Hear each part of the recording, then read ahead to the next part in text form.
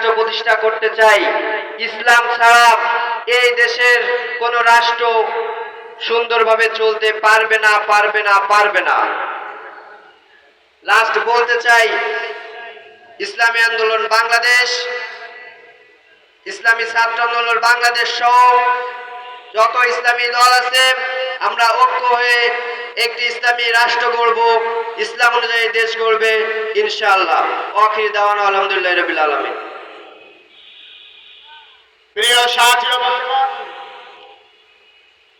ইসলামী ছাত্র আন্দোলন বাংলাদেশ সাতক্ষীরা জেলা শাখা কর্তৃক আয়োজিত আজকের এই ছাত্র সমাবেশে আমরা যে সমস্ত ছাত্র ভাইরা উপস্থিত হয়েছি, এখনো পর্যন্ত আমরা যারা ইসলামী ছাত্র আন্দোলন বাংলাদেশের পতাকার নিচে আসে নাই, ইসলামী ছাত্র আন্দোলনের সদস্য হয় নাই, আমাদের এই মাঠের পিছনে ছাত্র আন্দোলনের সদস্য সংগ্রহ ক্যাম্প রয়েছে।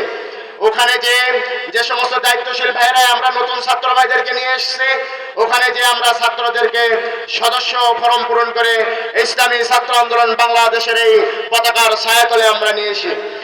প্রিয় সাথী বন্ধুগণ, এর পর্যায়ে বক্তব্য নিয়ে আসছেন ইসলামী ছাত্র আন্দোলন বাংলাদেশ সাতক্ষীরা জেলা শাখার তথ্য গবেষণা ও প্রচার সম্পাদক মোহাম্মদ আল আমিন। বক্তব্য নিয়ে আসছেন মোহাম্মদ আল আমিন। আসসালামু আলাইকুম ওয়া রাহমাতুল্লাহি ওয়া বারাকাতুহু। আলহামদুলিল্লাহ নাহমাদুহু ওয়া নাস্তাঈনুহু ওয়া নাস্তাগফিরুহ।